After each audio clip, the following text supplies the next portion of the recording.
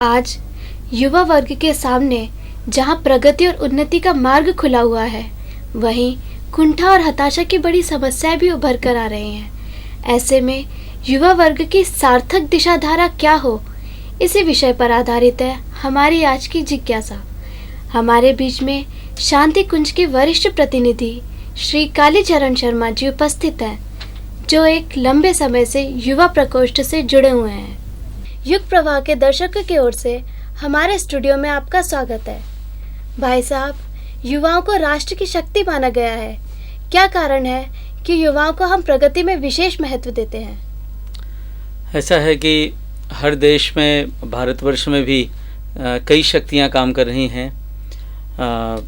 कई शक्तियां पॉजिटिव हैं, कुछ नेगेटिव होती हैं, जो समाज के परिवर्तन, देश के उत्थान में काम कर रही हैं। उनमें से एक बहुत बड़ी शक्ति हम युवा शक्ति को मानते हैं। हमारे देश के किसी प्रधानमंत्री ने कुछ ही दिन पहले लाल किले से ये भी कहा था कि हमारा देश एक युवा राष्ट्र है। हमारा युवा राष्ट्र है भारतवर्ष, जहाँ की आबादी का 60% युवा है। यानी 60% आबादी 20 वर्ष से लेकर 35 वर्ष की आयु के वर्ग के लोगों की है। जहाँ इतनी बड़ी जनशक्ति इस वर्ग के आयु की हो, तो इतना अधिक आप कह सकते हैं ब्रेन पावर, शारीरिक शक्ति और समय, विचार, ये सब की ताकत जो है आज इतनी बड़ी 60 करोड़ के लगभग ये ताकत है। शायद विश्व में ऐसा कोई देश नहीं है जहाँ इतने लोग युवा हों। तो ये देखा जाए तो एक बहुत ही पॉजिटिव बात है, क्योंकि हम कुछ ऐसा कुछ करके दिखा सकते हैं जो पहले कभी नहीं किया। ऐसा माना जाता है, जैसे वेदों में एक मंत्र है, युवाकु शचीनाम युवाकु सुमति नाम। यानी वेद में एक मंत्र है जिसका अर्थ होता है कि हम अपने इंद्रियों की शक्ति को संगठित करें, हम अपने मन की शक्तियों को संगठित करें। उस संगठित करने को युवा कहा जाता है। तो यानी कि इतने अधिक लोग जिनके इंद्रियों की शक्ति, मन की शक्ति संगठित है, यानी सबसे अधिक संगठित होता है जवानी में आदमी, तो वो कुछ ऐसा कर सकता है। युवा की एक परिभाषा ये भी होती है कि युवा हमेशा कुछ नया करना चाहता है। जैसा कि ऋग्वेद में एक मंत्र है, अचित्तम ब्रह्म जुषुषुर युवानः। यानी युवा व्यक्ति, वेद के ऋषि कहते हैं, युवा व्यक्ति को नया ब्रह्म चाहिए। वो पुराने ब्रह्म पर यकीन नहीं करता। मतलब कोई बात जो नएपन से हो, कोई बढ़िया हो, साहसपूर्ण हो, कठिन हो, चैलेंजिंग हो, ऐसा करना चाहता है। बल्कि एक परिभाषा ये भी है युवाओं की परिभाषा कि जो भविष्य की ओर देखे वो युवा है। बूढ़ा उस दिन आदमी होता है जिस दिन वो नया कुछ सीखने और जानने के लिए तैयार नहीं होता और पुरानी बातें करना शुरू कर देता है। मेरे ज़माने में ऐसा था, 1 रुपये में इतने सिर घी मिलता था। तो नहीं, जो भविष्य की ओर देखे, आने वाला दिन उज्जवल है, अंधकार में नहीं है, उजाला है, बढ़िया होने वाला है, हमारे देश का भी भला होगा, हम लोग भला करेंगे, हम लोग बहुत अच्छे बनेंगे, क्योंकि इस दुनिया का देखने वाला है। ऐसे विश्वास के साथ जो काम करते हैं वो कभी बूढ़े नहीं होते। युवा राष्ट्र की शक्ति तो है, किंतु आज युवा दिशाहीन क्यों होते जा रहे हैं? असल में युवाओं को मार्गदर्शन देने की जिम्मेदारी हमारे देश की उस पीढ़ी को है जिसको हम चिंतक, विचारक, मार्गदर्शक पीढ़ी कहते हैं। और क्योंकि ये जिम्मेदारी युवकों पर नहीं आती, जैसा कि एक किसी स्वतंत्रता सेनानी ने कहा कि आज युवकों के बीच बड़ी समस्या उनके रोजी रोटी की नहीं है, उससे भी बड़ी चीज़ है, वो है जीने का मकसद उन्हें देने की। तो जीने का मकसद यदि उनको हम स्पष्ट करा सकें, जिसको हम जीवन का लक्ष्य भी कहते हैं। रोजी रोटी की समस्या भी है, लेकिन बहुत साल पहले जब हमारा देश स्वतंत्र नहीं था तो सभी युवाओं के सामने एक मकसद आ गया था, देश को स्वतंत्र कराना। पर अब हम तो आज़ाद हो गए, राजनीतिक आज़ादी हमें मिल गई, तो अब हम क्या करें? अब हमारे युवा क्या करें? तो अब तो एक महाभारत और लड़ा जाना बाकी है, जिसको कहते हैं, जिसे हृदय में लड़ा जाना है, जिसको आप एक नैतिक आज़ादी कहें, सामाजिक आज़ादी कहें, बौद्धिक आज़ादी कहें। अभी भी हमारा देश देखा जाए तो बौद्धिक परावलंबन, सामाजिक दृष्टि से रूढ़ियों से ग्रस्त और नैतिक दृष्टि से गिरा हुआ दिखता है। तो युवा भी जैसे सब लोग हैं वैसे युवा भी हैं। तो ये लक्ष्य विहीन इसलिए दिखता है कि उसको जीने का मकसद हम दे नहीं पा रहे हैं। इसका मतलब इतने ही बड़े एक जिसको कहते हैं लोक शिक्षण की आवश्यकता है।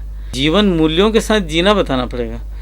आज जो अपन बड़े बड़े पोस्टरों में, सड़क के किनारे के बड़े बड़े पोस्टरों में साधनों, भोग विलास की सामग्रियों, नाना प्रकार के विज्ञापनों को देखता है युवा, तो भ्रमित हो जाता है। उसे लगता है इसे मैं कैसे प्राप्त करूं, फिर उचित अनुचित तरीके भी बेचारा भूल जाता है।